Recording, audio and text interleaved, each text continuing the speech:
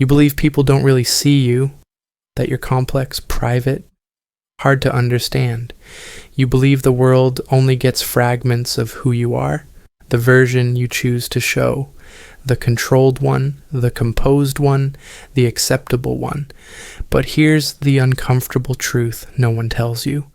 You were never invisible. You were legible, not to everyone, not to strangers scrolling past you, but to the people who paid attention.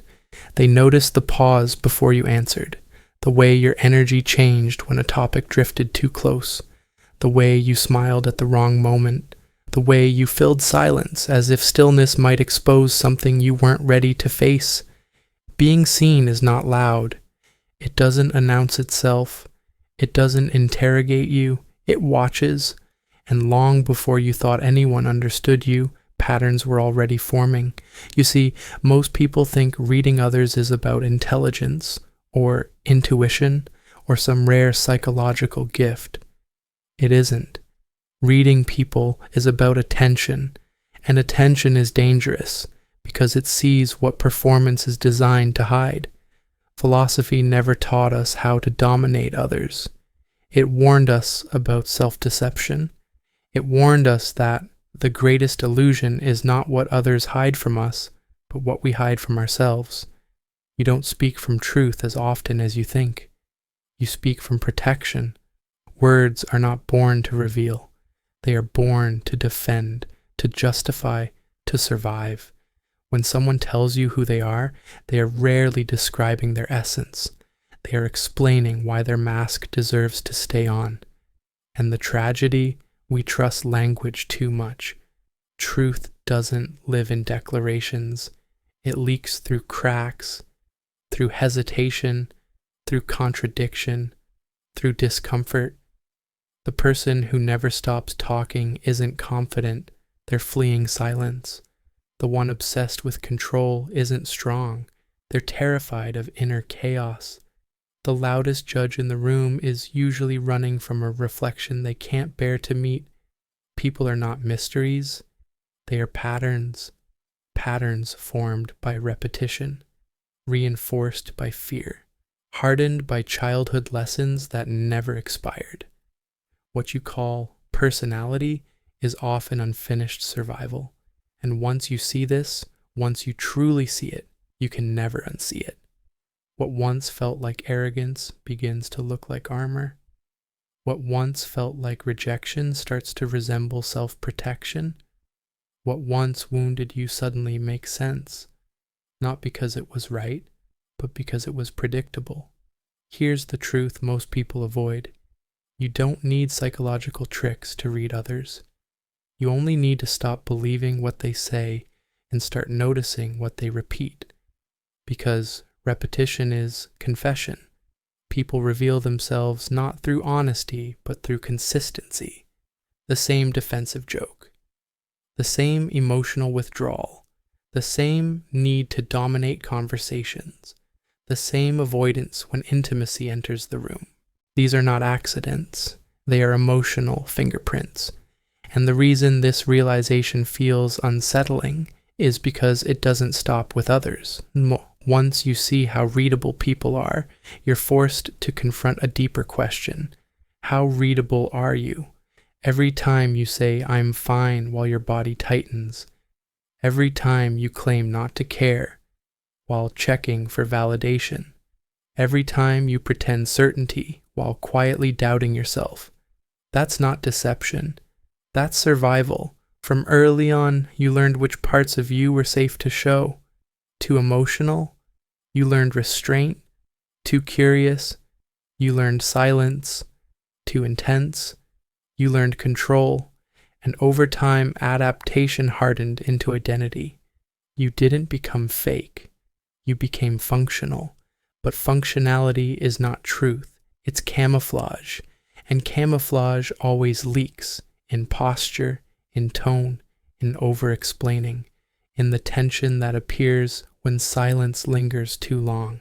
The real self doesn't live in what you announce. It lives in what makes you uncomfortable. That's where attention should go.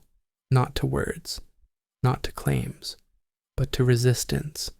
because resistance points directly at what matters. This is why some people unsettle you without saying a word, why certain conversations drain you instantly, why certain individuals feel off even when they seem polite, kind, or confident. Your nervous system recognizes patterns long before your intellect gives permission. And here's the paradox. The more you try to be unreadable, the more predictable you become, because avoidance has rhythm, fear has habits, defense has a structure. People who truly see don't confront you. They don't expose you. They simply adjust. They stop asking certain questions. They stop expecting depth where fear lives. They stop confusing performance for presence. And often, you never notice. That's the unsettling part. You think you're controlling the image, but attention is already ahead of you. This isn't about paranoia. It's about awareness. Because once you understand that human behavior follows patterns, not randomness, you stop feeling blindsided by life. You stop personalizing rejection. You stop chasing approval from people trapped in their own masks. You stop mistaking confidence for clarity. And slowly, something shifts.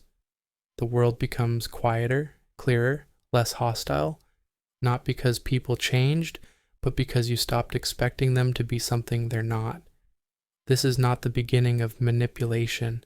It's the end of illusion. Because when you stop pretending people are unknowable, you stop pretending you are too. And that's where the real work begins. Once you accept that people are readable, a new responsibility appears. You can't unsee patterns. You begin to notice that behavior repeats far more than stories do. That emotion has habits. That fear follows routines, and suddenly the world stops feeling chaotic. Not because it's kinder, but because it's consistent. Most people believe insight comes from intuition, a gut feeling, a sixth sense. That's comforting and wrong. Clarity doesn't come from instinct. It comes from discipline. The discipline to observe without interrupting, to listen without reacting, to notice without needing to be noticed. Because truth doesn't announce itself, it slips. It slips in tone shifts, the slight rise in voice when confidence is being performed. It slips in timing, the pause before answering a question that touches something unresolved. It slips in contradiction, when words and behavior quietly disagree. The mistake most people make is listening for content. Smart observers listen for misalignment. Someone says they're relaxed, but their body is rigid. Someone claims independence, yet constantly seeks reassurance. Someone speaks of honesty, but avoids silence. These aren't flaws. They're fault lines, and fault lines reveal pressure. People don't fracture randomly. They fracture along old stress points. What you're seeing isn't deception. It's repetition. And repetition is never accidental. The person who interrupts constantly was once unheard. The one who dominates space learned that presence required force. The one who withdraws learned that visibility came with consequences. Behavior is memory in motion. You don't need someone's childhood to understand them. You need their habits. Watch how they handle disagreement. Watch how they respond to silence. Watch what they joke about and what they never do. Humor reveals what pain still circles. Timing reveals what truth is being avoided. The smartest readers don't rush conversations. They let people finish their patterns, because eventually everyone shows you what they protect. Over-explaining is protection. Defensiveness is protection. Perfectionism is protection. And protection always points to fear. The louder the defense, the deeper the wound. This is why exaggeration matters. I never care. I'm always fine. I don't need anyone. Extremes are not confidence, they're distance. The more absolute the claim, the more fragile the belief underneath. Certainty that needs announcing is usually collapsing. And here's where most people fail. They take behavior personally. They hear dismissal and feel rejected. They see control and feel inferior. They experience distance and assume fault. But patterns aren't messages about you. They're echoes of something unfinished. When someone reacts too strongly to something small, you're not facing the present moment. You're standing near an old injury. That injury doesn't care who you are. It would react the same way to anyone. This is where clarity becomes freedom. Because once you stop asking, why are they doing this to me? And start asking, what is this protecting? Your emotional reaction dissolves. You stop chasing approval from insecurity. You stop fearing rejection from people terrified of closeness. You stop mistaking noise for strength. You begin reading situations, not emotions. And that changes everything. Silence becomes information. Delay becomes data. Deflection becomes confession. People tell you who they are all the time, just not with words. They tell you through patterns of withdrawal, through cycles of closeness and distance, through consistency in avoidance. The mistake is expecting directness from people who survive through disguise. Most people don't lie consciously. They rehearse beliefs until they feel true. I'm over it. I don't care anymore.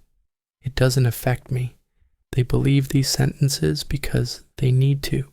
Self-deception always comes before deception of others, and that's why arguing rarely changes anyone. You're not challenging logic. You're threatening identity. When someone defends a belief too aggressively, they're not protecting truth. They're protecting collapse. Because if that belief breaks, something underneath breaks with it. This is why rigid worldviews are fragile. Flexibility requires safety. Dogma requires fear. And fear hates questions. So people posture. They moralize loudly. They perform certainty. But certainty performed is doubt concealed. Real confidence is quiet. It doesn't need witnesses. This is one of the hardest realizations to swallow.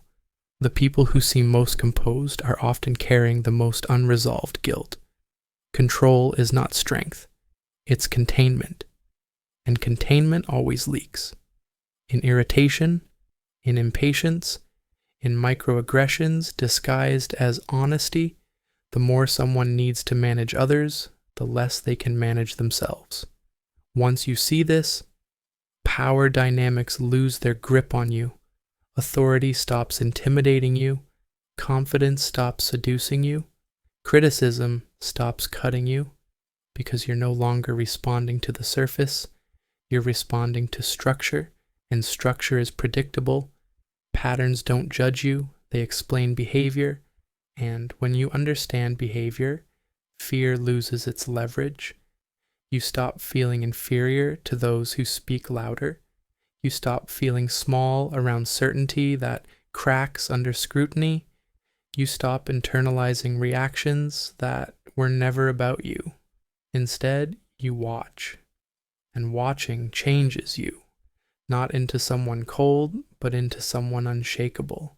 Because once you understand that most behavior is protection dressed as personality, you stop fighting ghosts.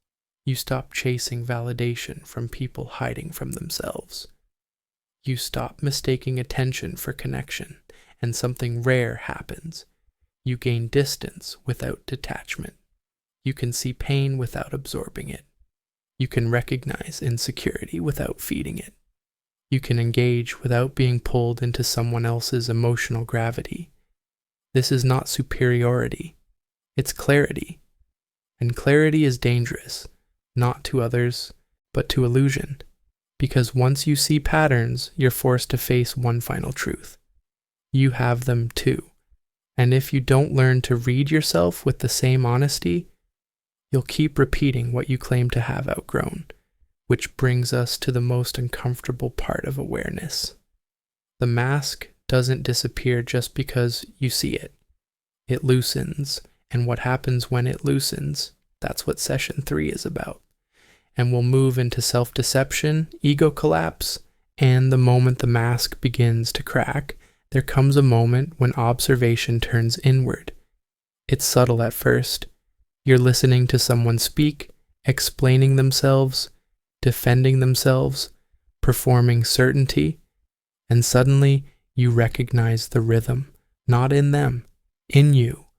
The same pauses, the same justifications, the same avoidance disguised as confidence, and that's when clarity becomes uncomfortable, because reading people is easy compared to reading yourself. It's one thing to see patterns in others, it's another to realize you've been repeating your own. The mask doesn't fall off dramatically, there's no grand revelation, it loosens, and when it does, resistance appears. You feel irritation when certain truths land too close, defensiveness when a mirror is held too steadily, fatigue when silence lasts longer than you'd like. That's not coincidence, that's the ego protecting territory. You see, the mask isn't just something you show the world, it's something you rely on. It organizes your identity, it gives you stability, it tells you who you are allowed to be. So when awareness threatens it, the nervous system reacts. Because the mask isn't vanity, it's safety. Most people think ego is arrogance. It isn't. Ego is preservation. It's the structure that says, if I stay this way, I survive. That's why self-honesty feels dangerous, because honesty doesn't negotiate, it doesn't reassure, it doesn't protect identity, it exposes it, and exposure feels like loss. This is why people resist silence. Silence removes performance. It removes narrative. It removes distraction. In silence, you can't hide behind explanations. You're left with sensation, with tension, with restlessness, with the awareness that something inside you is unresolved. That's why people fill space with words, with noise, with productivity, with opinions. Busyness is camouflage, so is certainty. The more rigid your self-image, the more fragile it is. That's not weakness, it's architecture. A flexible structure bends, a rigid one shatters, and most people build rigid identities because flexibility once cost them something. They learned early that certain traits were unacceptable, certain emotions unsafe, certain needs inconvenient, so they adapted. They became strong or independent or logical or unbothered, and those adaptations worked until they didn't, because survival strategies don't expire on their own. They turn into habits. Habits turn into personality. Personality turns into prison. And here's the hardest truth. You can outgrow a wound and still live by its rules. You can be safe now and still act as if danger is near. That's why some people can't rest, why some can't trust, why some can't receive. The threat is gone, but the pattern remains. This is where awareness hurts, because now you see when you're reacting instead of responding. You notice when your tone shifts defensively, when your body tightens around certain topics, when you explain too much. You notice the urge to be understood, not to connect, but to control perception. That urge has a history, and it didn't begin with you. Most ego defenses are inherited. They're learned responses passed down through environments that rewarded performance over presence. You weren't taught how to be real. You were taught how to be acceptable. And now awareness asks a dangerous question. Who are you without the performance, without the role, without the posture, without the explanation? That question terrifies the ego, because ego doesn't want truth. It wants continuity. So it resists, it rationalizes, it distracts, it intellectualizes. You might feel this now. A tightening, a subtle discomfort, a desire to move on. That's not disinterest. That's contact. Contact with something real. The moment the mask cracks isn't dramatic, it's quiet. It's when you catch yourself reacting and stop, when you feel the urge to defend and don't, when you notice the pattern and let it play out without feeding it. That moment is power, not domination, not control, self-possession, because once you see your own pattern, it loses authority over you. It doesn't disappear, but it weakens, and something replaces it. Space. Space between stimulus and response. Space between emotion and identity. Space between who you were trained to be and who you might become. This is where most people turn back, because freedom is quieter than identity. It doesn't announce itself. It doesn't perform strength. It simply allows you to be present without armor, and armor has weight. When you put it down, you feel exposed, but exposure isn't collapse. It's relief. Relief from maintaining an image, from proving resilience, from constantly managing perception, and this is the paradox few people understand. The moment you stop needing to be unreadable is the moment you become unshakable, because when you no longer hide from yourself, no one else can threaten you with exposure. That's when reading people changes. It stops being about decoding others and becomes about recognizing humanity. You no longer feel superior to insecurity. You no longer resent fear. You see it, and you don't take it personally, because now you know everyone is protecting something. Everyone is carrying a history. Everyone is acting out unfinished stories, including you. And that awareness doesn't make you smaller. It makes you honest, which brings us to the final shift, because clarity without integration becomes distance, and awareness without grounding becomes isolation. So the question becomes, what do you do after the mask cracks? That's where everything changes. After the mask cracks, something strange happens. Nothing dramatic. The world doesn't suddenly become brighter. People don't become kinder. Life doesn't simplify. But you do. Not because you've mastered others, but because you've stopped fighting what's real. This is where most philosophies fail. They promise control, influence, advantage, but real insight doesn't make you powerful over people. It makes you untouchable by illusion. Because now, when someone reacts sharply, you don't flinch. When someone withdraws, you don't chase. When someone performs confidence, you don't idolize it. You see the structure underneath, and structure doesn't provoke emotion. It invites understanding. You no longer ask, "What did I do wrong?" when someone distances themselves. You ask, "What does closeness cost them?" You no longer feel inferior around certainty, because you recognize certainty that needs display is fragile. You no longer personalize silence, because you understand silence has many origins, and most have nothing to do with you. This is where real freedom begins, not emotional numbness, not detachment, perspective. You stop confusing behavior with intent. You stop mistaking patterns for destiny. You stop assigning meaning where fear is operating on autopilot.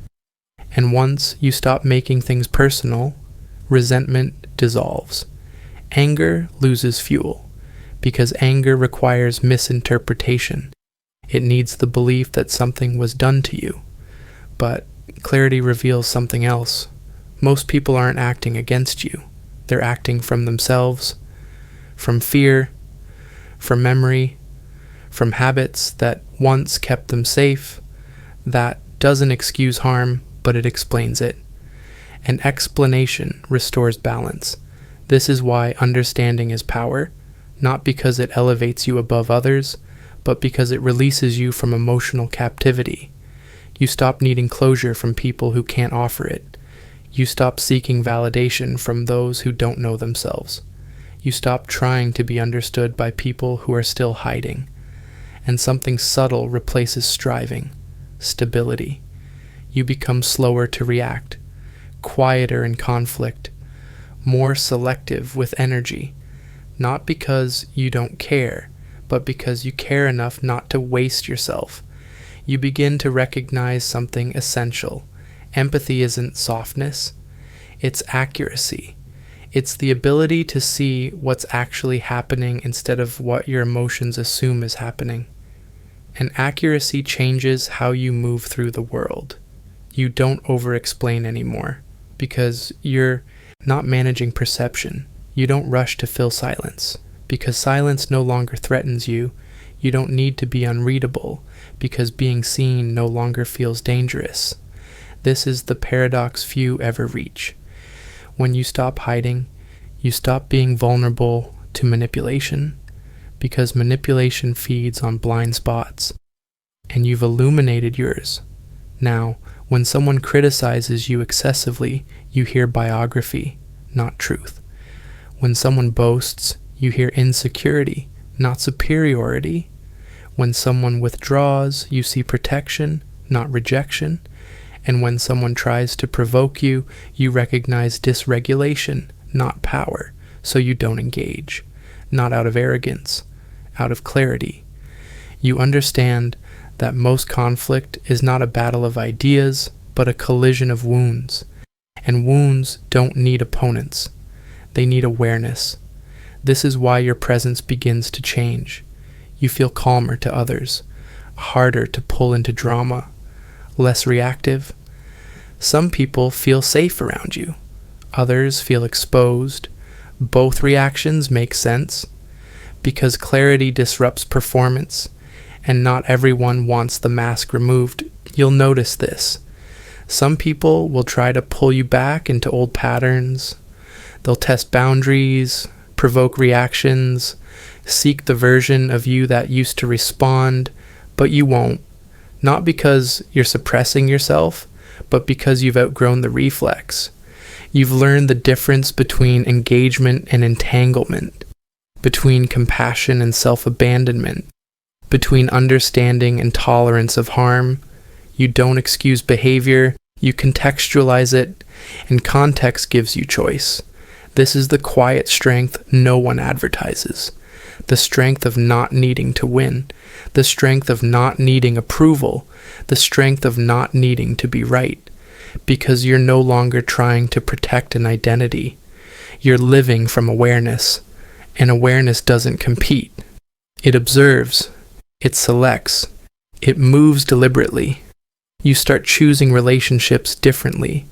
You're less impressed by charisma, more attuned to consistency, less drawn to intensity, more drawn to stability, less fascinated by mystery, more interested in safety, not comfort, safety, the kind that allows truth. And here's the final realization. Seeing people clearly doesn't make you cynical. It makes you compassionate without being naive. You don't romanticize wounds. You don't excuse harm. You don't carry responsibility that isn't yours. But you also don't harden, because hardness is just another mask. Instead, you stand in reality. And reality is quieter than illusion, stronger than performance, and far less exhausting. You were never meant to be unreadable. That was never power. Power was never about hiding. It was about being able to be seen without losing yourself. To recognize patterns without becoming cold. To understand pain without absorbing it. To see people clearly and still choose who you let close. That is strength. Not loud, not dramatic, but unshakable. You were never learning how to read others. You were remembering how to see. And once you see, you're free.